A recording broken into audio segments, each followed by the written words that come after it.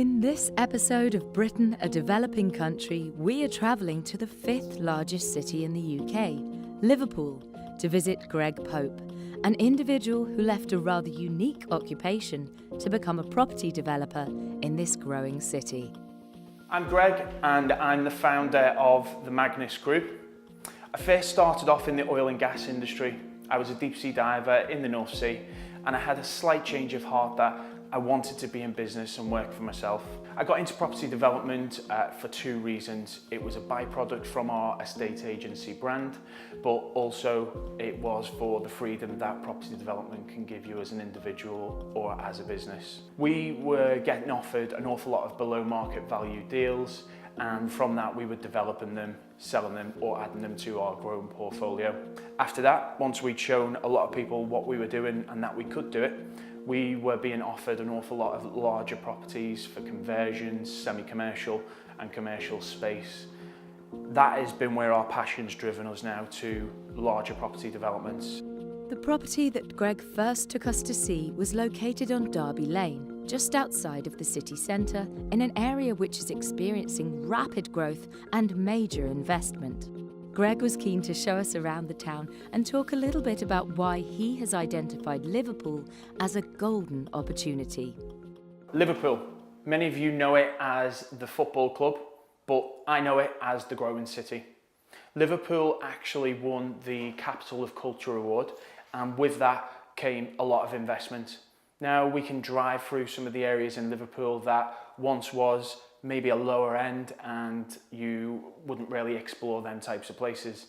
Now they're bustling, they're busy, and the developers have moved in, and they're absolutely fabulous places to live.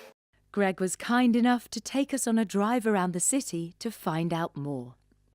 So this road is coming onto the main arterial route into Liverpool city centre. It's called Edge Lane, and there is tremendous amounts of investment going into here. What the council wanted is they wanted to create a sort of gateway to Liverpool. They wanted to showcase it, and coming from the M62, M6, M60, this is the main route into Liverpool. Now everybody used to drive through here and it was sort of the lower end, but now, and you'll see when we get further down the road, how much development has gone on in here. The growth in Liverpool is really quite large, and actually statistics show it's one of the top cities to now live in. Financially, it's got as much growth as London in the property values. As we drove around, it became clear very quickly that the city was expanding outward, and areas that have historically not seen much investment at all were now being targeted by blue-chip companies and world-famous brands. When we see and follow these big ticket companies making moves in certain areas that we potentially would not have invested in, that's a good insight for us to be able to go, well, they've invested so much money into this area, they've invested market research, and if they're willing to sort of make the investment there, then something's definitely going to happen. It's sort of a ripple effect. Liverpool has grown so much, it's actually benefiting all of the surrounding smaller towns and areas as the developers are now moving out, and it comes back due to the population and people wanting to live in Liverpool. There is a very, very large student population. Liverpool has, I think, in total 5 growing universities. We have a massive Chinese residency there with the university, which has really helped grow, and we're actually seeing that the university itself started its own construction company, and they're actually building properties for their students because people want to come to Liverpool and learn. We're actually seeing an awful lot of supercars in the area as well, and maybe Liverpool is the new Knightsbridge, I don't know, but we've got an awful lot of our Qatari friends and some of the cars coming from Dubai, which I think is a really, really good sign. Unlike the initial property we were shown around, Greg also develops from the ground up, like this panel of land. But more about that later. As a developer, we've put at the forefront quality of business. Now, gone are the days where tenants, owner-occupiers or purchasers are willing to live in substandard conditions. And we've seen this in the market that actually to produce a really, really good high-end product, it actually doesn't cost too much more than cutting corners and doing something substandard. We found that we can offer really affordable properties to people within the local area, and it's not cost us an awful lot of money to produce something like that. Hopefully you can see by the standard of our finish where our developments are going and where we're pushing the business forward. The property Greg is standing in is a 3,329 square foot building, which is spread over 3 stories and also includes a basement. The property has now been divided into 2 apartments per floor, totaling 6 luxury 1-bedroom apartments. This was clearly a fantastic opportunity for Greg, and one which he was able to grab simply by knowing more than his competition. Today we're at our Derby Lane development, and this one in particular we crowdfunded. We're really proud of this development as it's come from step 1 to step 10, and hopefully we're at the latter end now. So with this particular development, we've seen this on the open market and we viewed it with 9 other candidates who were interested in buying as well. Everybody was on the ground floor and everybody was talking about, will the planners allow us to do this? What walls need knocking down? And me and my partner actually seen something different. We knew that this building benefited from permitted development, so there was actually no need for the time and cost of planning. My partner ran up the stairs to the 3rd floor and he actually made the offer straight away, which was accepted. Now, we knew something that them other guys didn't, and it put us at the front of the queue. We quickly completed on the building, and from day 1 we had the spade in the ground and we were continuing with the development.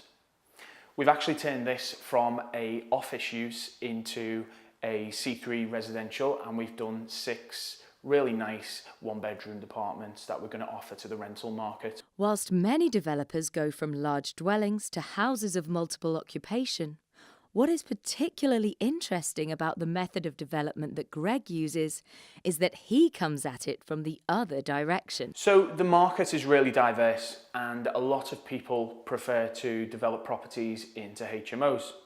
Now, there is a need for HMOs, and there are some very, very successful developers who are actually doing them. We've gone the totally opposite end. Our business model is self-contained apartment units or high-end luxury houses. Now, the high-end luxury houses, when you're buying something on the market, it's generally already at its market value. You're really struggling to find something of that size that is below market value. So we came up with the method of trying to find really, really run-down HMOs, multi-unit bedsits, and now we're transforming them into luxury houses. Greg doesn't only undertake renovations, but completely pulls down the old structure and puts up new dwellings. Take this plot of land, for example.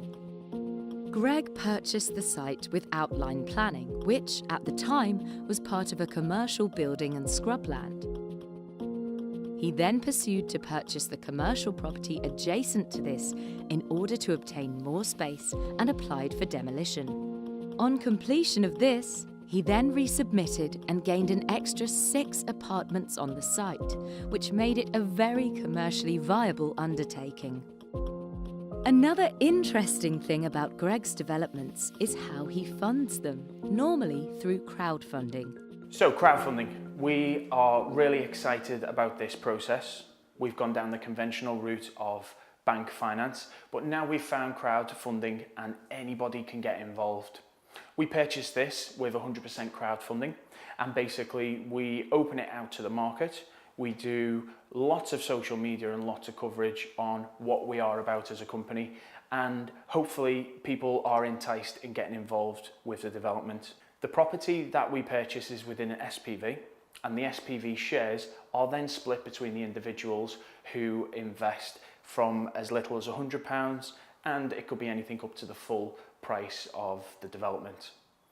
It's really easy for people to get involved. It's all done online, and once we've advertised and launched the property online, we hope to complete within a couple of days of having the funds on board. Everybody is more than welcome to come and look at the development when crowdfunding to see how their equity is getting on and how their investment is maturing. And then at the end, you either choose to sell the building, property or investment, or you can retain it and refinance it. Once the surplus funds are released, the crowd is then paid back their interest on their investment. Finding an opportunity to develop and then funding that development are two key issues that all developers have to face. And it seems that Greg has a good grasp on how to overcome these. However, we wanted to find out where other issues lie and what can be done about those. As a developer, business owner, full-time landlord and investor, we always come across problems. Now that might be problems on the ground, but it could also be national problems. I think for me, where we have a slight problem is our housing demand, but some of the obstacles that are put towards us from governmental bodies, which is making us struggle to move forward. I'm hoping that the government can come up with some sort of strategy which actually benefits landlords and developers as opposed to penalising them. Now that might be from a tax point of view, but it also might be from planning. I read an article recently that we need to be building at least one house every several minutes just to keep up with the housing population, and that just isn't happening. We could really do with some relaxation on planning and for the councils to work with us so we can provide good quality, safe accommodation for the people that need it. Greg clearly has a brilliant grasp on the industry and is demonstrating this with developments he currently has underway.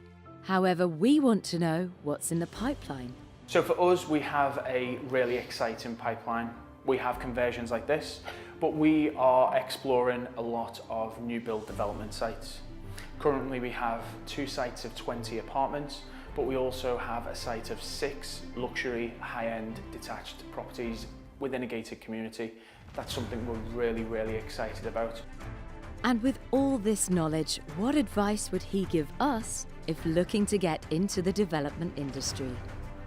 So my advice as a property developer, if you're just entering the market: first, do good business. Second, stay positive.